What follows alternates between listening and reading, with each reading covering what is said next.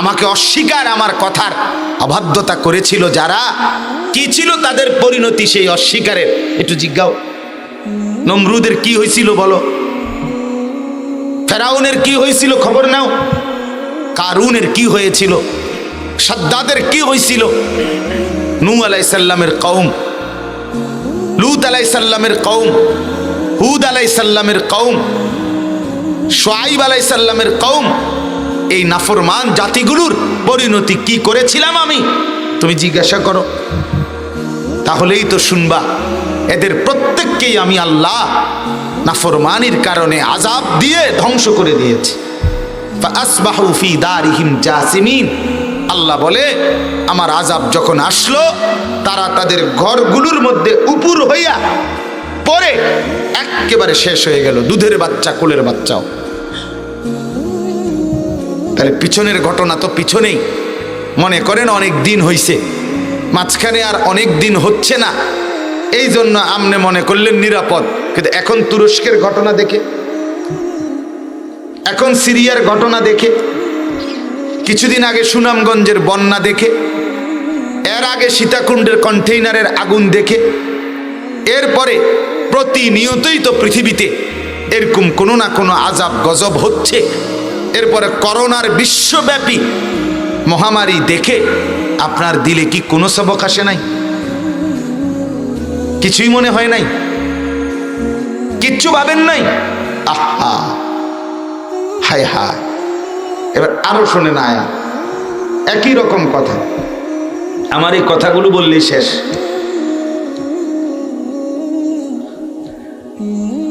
আরেক জায়গা থেকে দেখাই, এই যে দেখেন সূরা আরাফ, প্রথম পড়ছি সূরা রোম থেকে, এরপরে পড়লাম সূরা মুলক থেকে, এরপরে হলো সূরা আরাফ থেকে। আল্লাহ তাআলা বলেন আফা আমিনা আহলুল কুরা আন ইয়াতিয়াহুম বাসুনা বায়াতান ওয়া হুম নাঈমুন।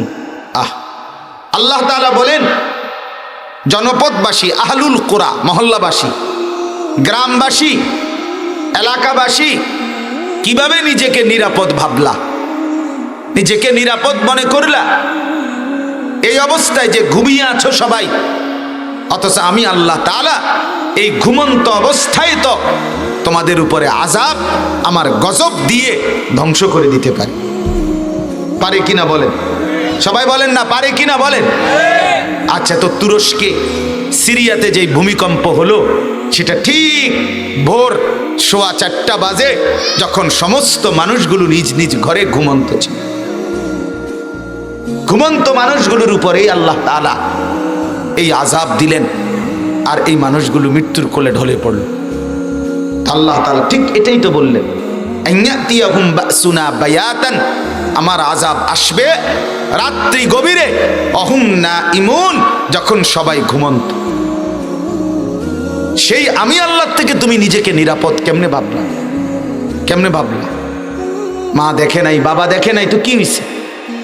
পুলিশ দেখে নাই, র্যাব দেখে নাই, বিজিবি দেখে নাই, তো কি হয়েছে? মেম্বার জানে নাই, চেয়ারম্যান জানে নাই, সর্দার মাতব্বর কেউ জানে নাই, তো হয়েছেটা কি? বলো না বান্দা, আমার থেকে নিরাপদ ভাবলা কেমনে? আমি দেখি নাই, আমি ধরবো না, আমি শাস্তি দেব না, আমি আযাব দেব না, এটা কেমনে মনে করলা? এটা কেমনে ভাবলা? বলো বান্দা। এরপরে আল্লাহ বলেন আওয়া আমিনা আহলুল কুরা আন ইয়াতিয়াহুম বাসুনা দাহান ওয়া হুম ইয়ালআবুন। আল্লাহ তাআলা বলেন, আবারও বলছি বান্দা, নিজেকে কি জনপদবাসী নিরাপদ মনে করছো? অথচ আমি আল্লাহ তাআলা ইচ্ছে করলে খেলাধুলারত অবস্থায় তামাশা, খেল তামাশার মধ্যে ডুবে আছো দিনের বেলা, আলোর মধ্যে দোহান মানে সূর্য আলোকিত অবস্থায় খেল আর তামাশা, নাটক দেখতেছো, সিনেমা দেখতেছো, নর্তকী দেখতেছো, মোবাইলে বসে বসে উলঙ্গ ছবি দেখতেছো, এই অবস্থায় খেল তামাশা রং ফুর্তির অবস্থায় আমি আল্লাহ তাআলা ইচ্ছে করিলে আযাব দিয়ে ধ্বংস করতে পারি, এই কথা কি মনে করছো না? নাকি আমি আল্লাহ থেকে নিজেকে নিরাপদ ভাবছো? আল্লাহ আর করবে কি? আমার বন্ধু আছে, আমার নেতা আছে, আমার পাড়া আছে, আমার টাকা আছে, আমার মহল্লা আছে। আল্লাহ বলেন এগুলো দিয়ে নিজেকে আল্লাহ থেকে নিরাপদ মনে করছো? কথা বলেন না। শেষ আল্লাহ বলেন আফা আমিনু মাকরাল্লাহ। আবারও বলছি বান্দা, তোমরা কি আমার ধরা আমি আল্লাহর পাকড়াও থেকে নিজেকে নিরাপদ মনে করছো? মূলত ফালা ইয়ামানু মাকরাল্লাহি ইল্লাল কওমুল খাসিরুন। আল্লাহ বলে আসলে শোনো, আল্লাহর ধরা থেকে, শাস্তি থেকে, আযাব থেকে নিজেকে নিরাপদ ভাবে সে যার ধ্বংস ঘনিয়ে আসছে। ইল্লাল কওমুল খাসিরুন, যার খাসারা বরবাদি মূলত কাছায় গেছে। এই জন্য সে ঔদ্ধত্য দেখাচ্ছে, সীমা লঙ্ঘন করছে, এই জন্য বাহাদুরি করছে। ফেরাউন বলতে বলতে শেষ পর্যন্ত নিজেরে খোদা বলছে। দেখে যে খোদাও তো কইয়া লাইলাম, অসুবিধা তো হইতেছে না, খানা দানা তো চলতে আছে, কিরে ঘটনা কি? এরপরে যাইতে যাইতে মুসা নবীর বাহিনীর পিছনে আল্লাহর কুদরতে আল্লাহ যখন পানির সাগরে মুসা নবীর জন্য রাস্তা করে দিলেন, তিনি পার হয়ে গেলেন। এই পারে আইসা ফেরাউন আইসা এবার তার বাহিনী নিয়া এই উত্তাল ঢেউওয়ালা সাগরের মধ্যে রাস্তা দেখা সে তার অনুসারী অহংকারে আল্লাহর কথা এক বিন্দু মনে করে নাই, অহংকারে নিজেই তো খোদা দাবি করে সব অনুসারীদেরকে বলতেছে চলো তোমরাও চলো, পার হয়ে যাও, সব ওই পারে গিয়া ধরো। কিন্তু তুই নাফরমান, একটাবার চিন্তা করলি না যে আমি তো খোদা, আমি তো এ দেশের সরকার, এই রাস্তার বরাদ্দ তো আমি দেই নাই। কথা বোঝেন নাই আপনি? কিন্তু তুই তো এই রুট করস না, তুই তো কোনো বরাদ্দ দেস নাই, তুই জানোস না, এটা তো তুই উদ্বোধনও করস নাই, তুই এই রাস্তাটা আইলো কোত্থেকে এনে? কিরে খোদা তুই জানোস না? তুই না বলে খোদা, এরা আইলো কোত্থেকে? এত বড় আনাম রাস্তা, 12টা রাস্তা, এভাবে কার্পেটিং রাস্তা, ব্রিজ হয়ে গেল, আমি জানি না আমার এলাকায় এত বড় রোড? হ্যাঁ, একবারও ভাবে নাই, বুঝতেই চেষ্টা করে নাই, ভাবেও নাই। এই যে আল্লাহকে যখন ভুলে যায় আল্লাহ তাআলা বোকা বানায় দেয়, নির্বোধ বানায় দেয়। তো আল্লাহ তাআলা বলেন আমি তো চাচ্ছি তুই নাফরমান, আয় এটার মধ্যে উঠ, তুই উঠ, এটাই তো চাচ্ছিলাম, তোর লেগেই বানাইছি এটা। তো সাথে সাথে আল্লাহ তাআলা বলেন ওয়া আগরাকনা আলা ফিরআউনা ওয়া জুনুদাহু ফিল ইয়াম। উত্তাল ঢেউয়ের মধ্যে আমি আল্লাহ ফেরাউনকে তার গোষ্ঠী সুদ্ধা ডুবাইয়া মারলাম। পানিতে কিংবা মাটিতে সমস্ত বিশৃঙ্খলা ছড়িয়ে পড়ে, মুসিবত ছড়িয়ে পড়ে মানুষের হাতের কামাই, মানে মানুষের গুনাহের অর্জন, গুনাহের ফলাফল, গুনাহের প্রতিফল। আল্লাহ তাআলা বলেন লিউযীকাহুম বা'দাল্লাযী আমিলু। তো গুনাহের কারণে জমিনের মধ্যে আমি বিশৃঙ্খলা, ফাসাদ, মুসিবত, বিপর্যয়, দুর্যোগ কেন দেই? লিউযীকাহুম, আমার বান্দাদেরকে গুনাহের স্বাদ মজা বুঝাবার জন্য। আমরা যেমন পড়ে গেলে, পিছলা খাইলে, আসার খেলে আমরাও বাচ্চাদেরকে বলি এখন মজাটা বোঝো। ওই সময় কতবার বলছি দৌড়াইও না, কয়বার বলছি কথাটা, 10 বার বলছি তোমারে লাফাইও না, ফালাইও না, এখন কেমন লাগে সাও বলি কি না বলে, এখন মজা বোঝো। তা আল্লাহ তাআলা বলেন লিউযীকাহুম, আমি আল্লাহ তাআলা কেন আযাব দেই, মুসিবত দেই? মজা বুঝাবার জন্য, স্বাদ বুঝাবার জন্য, গুনার মজা। বা'দাল্লাযী আমিলু, আল্লাহ তাআলা বলেন তবে সেটাও কি পরিমাণ, গুনাহ যে পরিমাণ, আযাব, মুসিবত, বিপর্যয় সেই পরিমাণ না, বরং বাদ মানে সামান্য কিছু। তোমাদের অগণিত কৃতকর্ম, নাফরমানি, অবাধ্যতা, তোমাদের অগণিত পাপের একেবারে সামান্য কিছু, অল্প একটুর মজা, স্বাদ, ফলাফল বুঝাবার জন্য আমি আল্লাহ তাআলা জলে কিংবা স্থলে বিপর্যয় দিয়ে থাকি। এরপরে আল্লাহ তাআলা বলেন, যদি বলেন পুরোটাই যেহেতু দেন না, গুনার সমপরিমাণ, সামান্য গুনার সাজা মজা দেন কেন, এই মুসিবত? আল্লাহ তাআলা বলেন, তাও দেই তোমার উপরে দয়া করে, লাআল্লাহুম ইয়ারজিউন। আযাব দেখে, মুসিবত দেখে, বিপর্যয় দেখে আমার বাকি বান্দারা সকলেই যেন গুনাহ ছেড়ে দিয়ে আমার কাছে ফিরে চলে আসে, এই উদ্দেশ্য।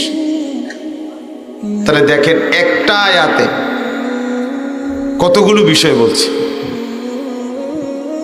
এক নম্বর বলছে, যাহারাল ফাসাদু ফিল বাররি ওয়াল বাহর, জলে কিংবা স্থলে বিপর্যয় হবে, ঝড় আসবে, জলোচ্ছ্বাস আসবে, ঘূর্ণিঝড় আসবে, মহামারী আসবে, টর্নেডো আসবে, সাইক্লোন আসবে, ভূমিকম্প আসবে, ভূমি ধসে যাবে, এরকম অগণিত মুসিবত তোমাদের মধ্যে হবে। এটা হবেই। আর যখনই হবে তখনই বুঝবা গুনার কারণ গুনাহের কারণ, বিমা কাসাবাত আইদিন নাস, মানুষের হাতের অর্জন, মানুষের গুনাহের কারণ। এলো দ্বিতীয় কথা। 3 নম্বর আবারও বললেন, সেই বিপর্যয় মুসিবত কেন দিয়ে থাকি? গুনার স্বাদ বুঝাবার জন্য। গুনার পরিণতি কি হবে দুনিয়াতে, এর একটা স্যাম্পল, নমুনা দেখাইলাম। দুনিয়াতে এরকম হইলে আখেরাতে কি হবে এটা থেকে ভাবো। কবরে কি তোলপার হবে তোমার নাফরমানির কারণে, সেটা দেখো। এরপরে বললেন, তোমার গুনাহ যেই পরিমাণ, দুনিয়াতে শাস্তি, আযাব, মুসিবত কখনোই সেই পরিমাণ না, বরং সামান্য পরিমাণ। তো বাকি গুনাহগুলোর শাস্তি, তো পূর্ণ গুনার পূর্ণ শাস্তি আখিরাতে হাসরের ময়দানে ভোগ করতে হবে। লাআল্লাহুম ইয়ারজিউন। আল্লাহ তাআলা বলেন, দুনিয়াতে সামান্য আযাব, গজব, মুসিবত দিয়ে থাকি কেন? যেন আমার বান্দারা গুনাহ ছেড়ে আমার কাছে ফিরে চলে আসে। আমার বাপ, কেন বললাম?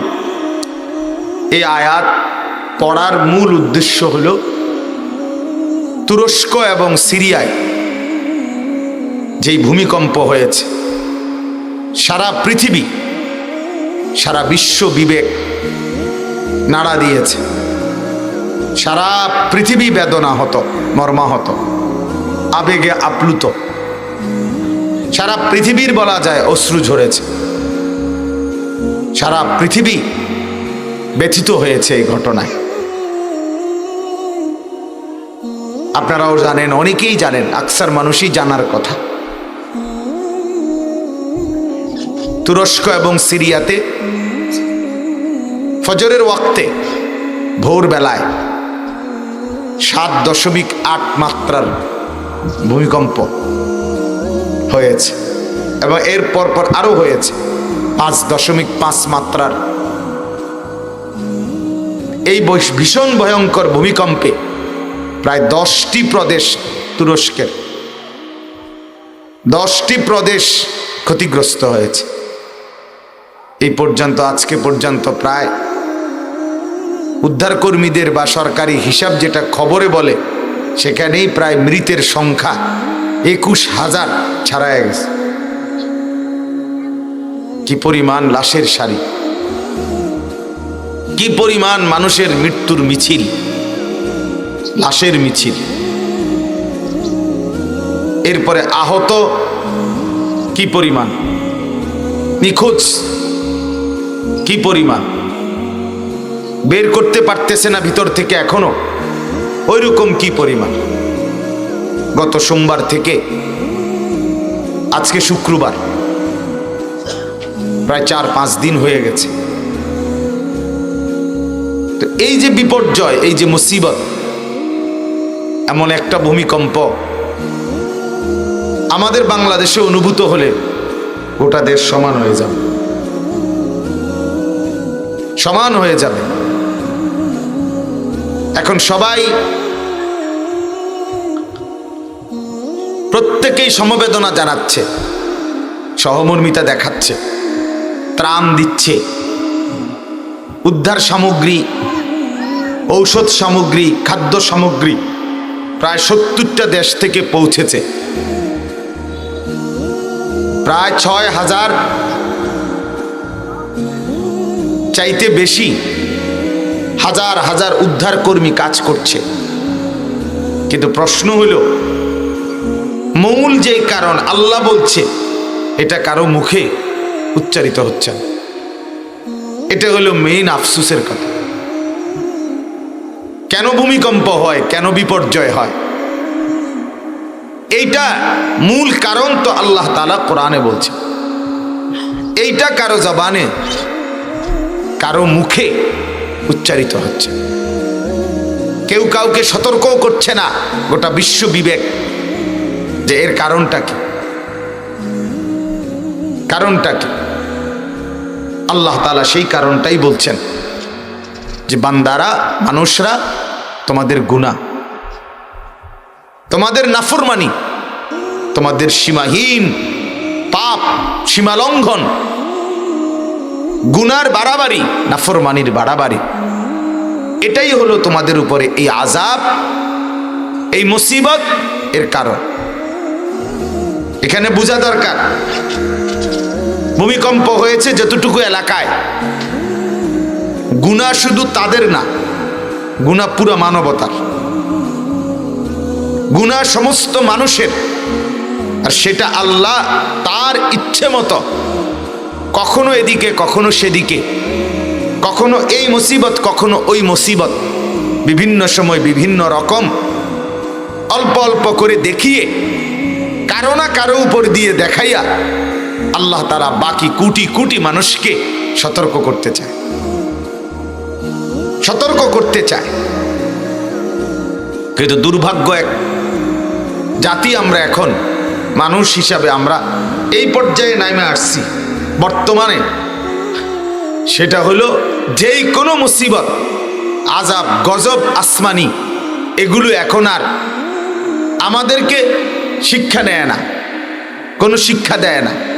বরং আমরা বুঝি এমন এক স্বার্থপর মানুষ যে আমি তো মরি নাই,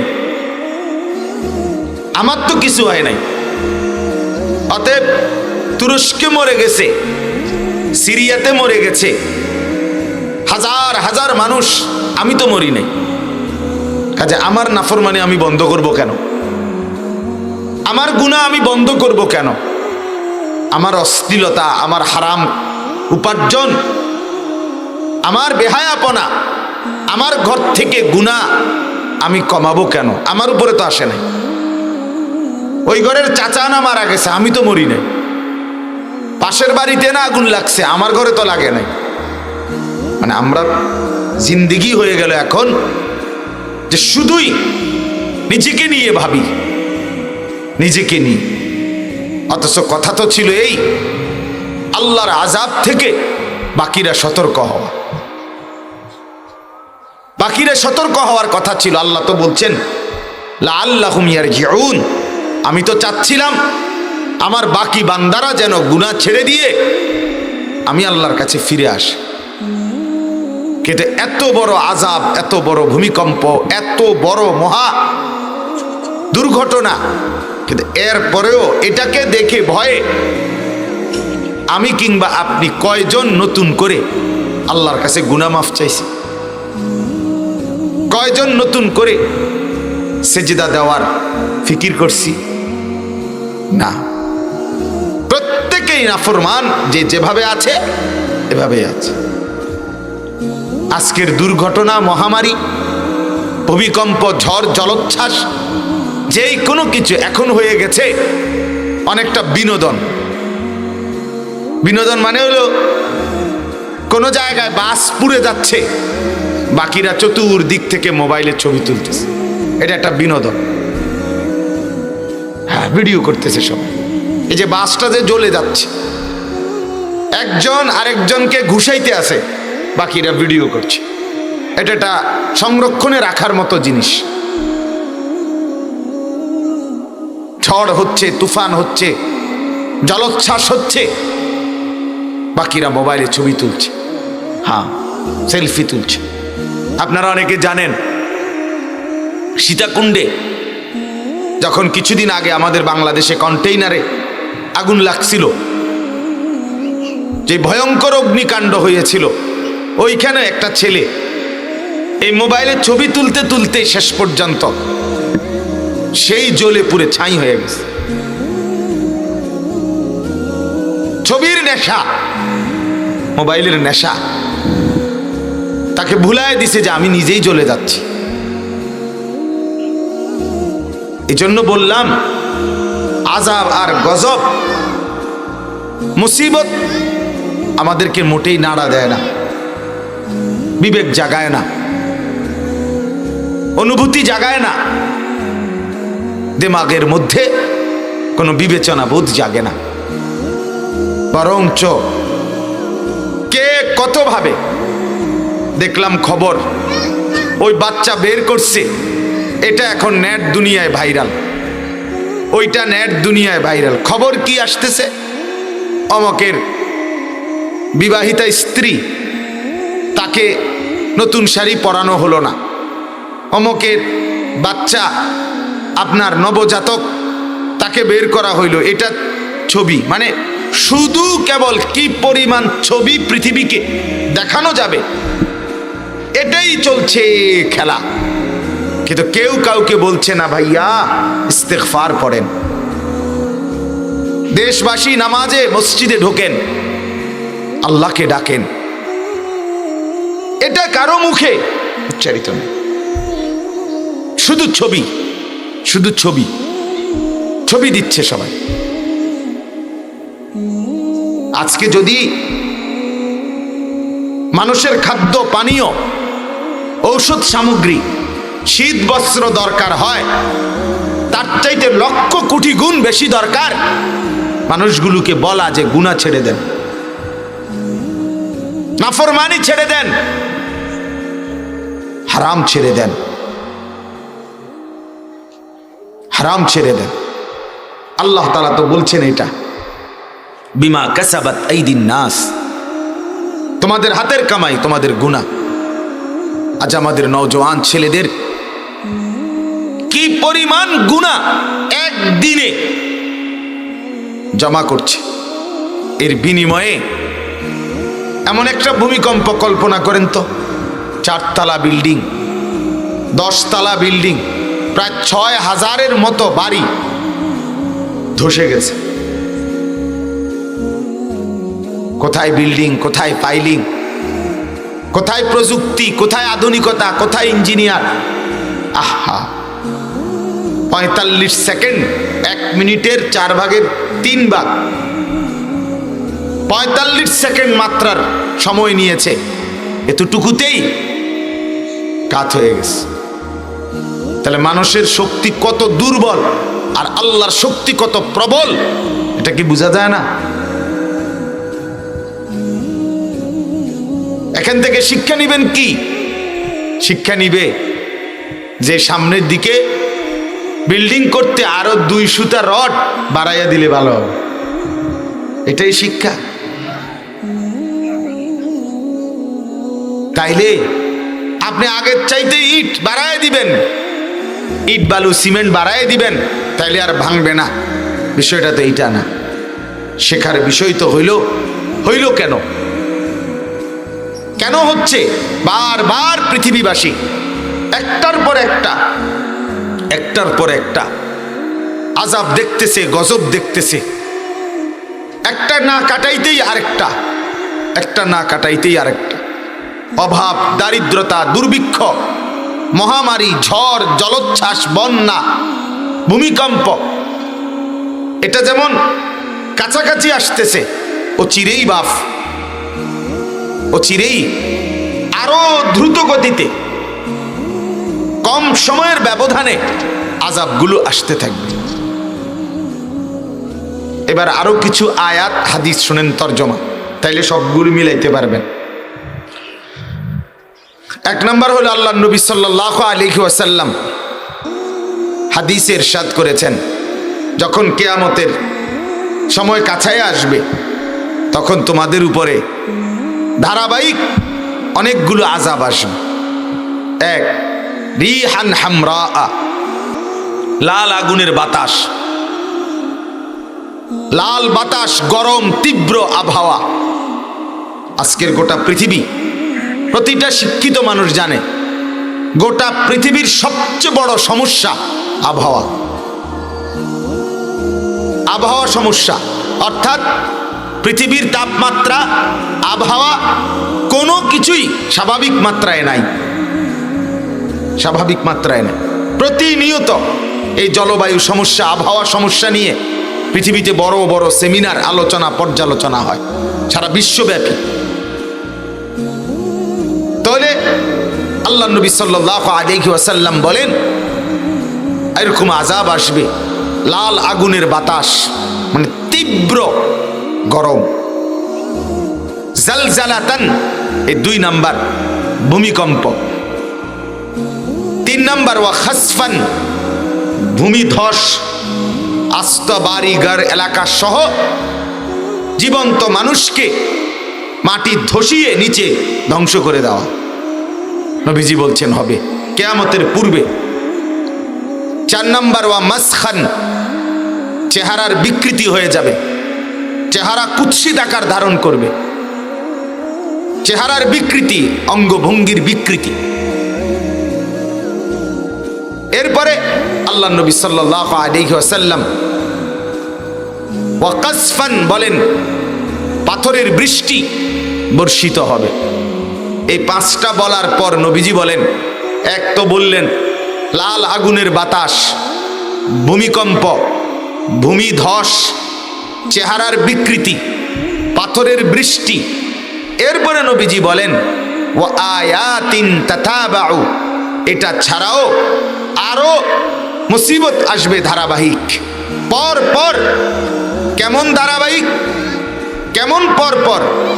নবীজি উদাহরণ দিছে, কা নিজামিন কুতিয়া সিলকুহু, যেমন হাতের তসবিহ, মালা, তসবির মতো, এটা যদি কেটে ফেলা হয়, মনে করেন 100 দানার একটা তসবিহ ছড়া, এটা যদি এমনি ছুরি দিয়ে কেটে দেওয়া হয়, ব্লেড দিয়া, তো 100টা দানা নিচে পড়তে কত ঘন্টা লাগবে? খুব দ্রুত, পরপর নেমে পড়বে, পরপর নেমে যাবে খুব দ্রুত। আল্লাহ নবী সাল্লাল্লাহু আলাইহি ওয়াসাল্লাম বলেন, ঠিক এভাবে তোমাদের উপরে মুসিবত আসবে।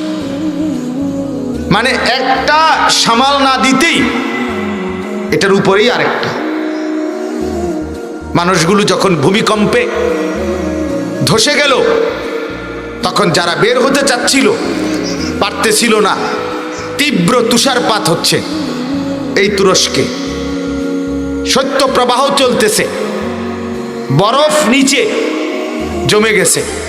তাহলে একদিকে বাড়ি ঘর ধসে গেল ভূমিকম্পে, আবার সাথে সাথে তীব্র তুষারপাত, শৈত্য প্রবাহ, পায়ের নিচে বরফের আচ্ছাদন।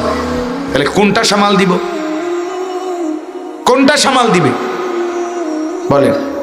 আল্লাহর নবী সাল্লাল্লাহু আলাইহি ওয়াসাল্লাম এটাই বললেন, অচিরেই তোমাদের উপরে মুসিবত এভাবে আসবে যে একটা মুসিবত আরেকটা মুসিবত থেকে পার্থক্য করা যাবে না।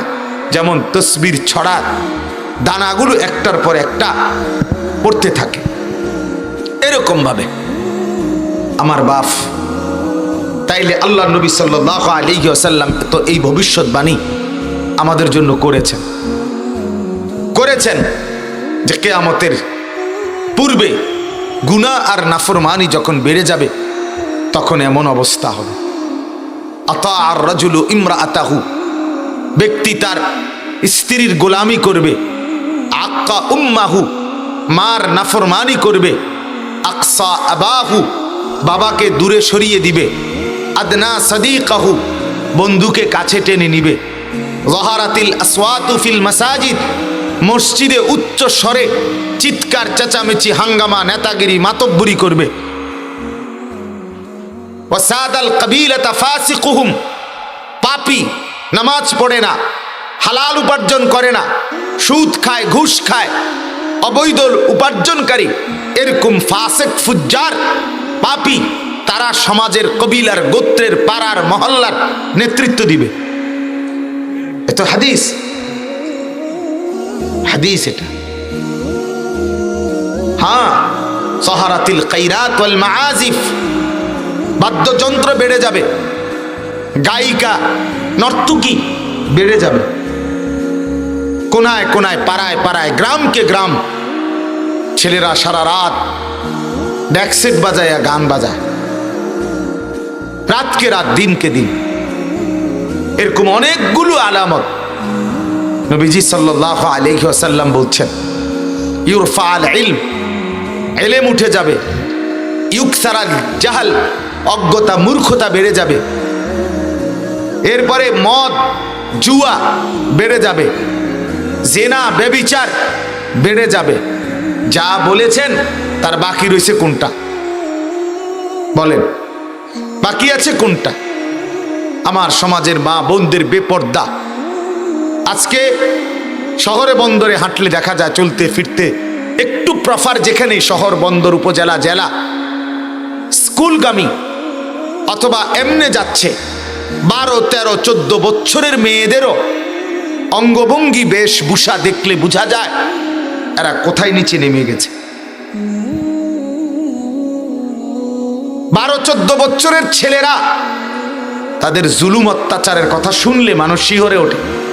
বর্তমান শহরে বন্দরের আতঙ্কের নাম কিশোর গ্যাং। 12 থেকে 14 বছরের ছেলে সন্ত্রাসী, সরাসরি গুলি করে, সরাসরি হাত ভাঙ্গা দেয়, পাও ভাঙ্গা দেয়। এরা সন্ত্রাসী। কল্পনা করতে পারেন সমাজের হালাত কোথায়, মানুষের হালাত কোথায়? আল্লাহ নবী সাল্লাল্লাহু আলাইহি ওয়াসাল্লাম বলেন, এই সব আযাব গুলো আসবে তোমাদের মাঝে এই গুনাহ নাফরমানি যখন বেড়ে যাবে। তাইলে প্রত্যেকটা মুসিবত, আগুনের বৃষ্টি, লাল বাতাস, ভূমিকম্প, ভূমিধস, পাথরের বৃষ্টি, কুৎসিত আকৃতি, সব কিছু হবে। আল্লাহ নবী সাল্লাল্লাহু আলাইহি ওয়াসাল্লাম বলছেন গুনার কারণ, নাফরমানি বেড়ে যাওয়ার কারণ। মদ জুয়া জিনা ব্যভিচার, হত্যা লুণ্ঠন, অবৈধ উপার্জন, সন্ত্রাসী চাঁদাবাজি ছিনতাই রাহাজানি বেড়ে যখন যাবে। তাইলে আমরা এটার থেকেও, এই হাদিস থেকেও বুঝলাম, এই আয়াতের মতো, যে সমাজের, দেশের, পৃথিবীর, এই জমিনের যত বিশৃঙ্খলা, যত আযাব, যত গজব, এটা শুধুই কেবল গুনাহ এবং নাফরমানির কারণ।